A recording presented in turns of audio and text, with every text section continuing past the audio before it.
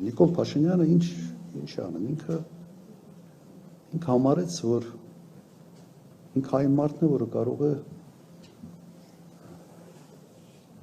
կապիտալ վերոնորոգում անել հայ ժողովրդին։ Երևի համարում է, որ բանը Քրիստոսի զապասկեն է, թե ինչ է, չգիտեմ, բայց նման մի բան եմ ես տեսնում։ Կապրեմոնտ է անում հայ ժողովրդին, էլ ինքնություն փոխենք, այս անենք, այն անենք եւ այլ եւ այլ։ Սա այն հարցն է, որը բավական լայն համագործակցության պես դաշտ է բացում ուրիշների համար, որտեղ Հայաստանի պատմության մեջ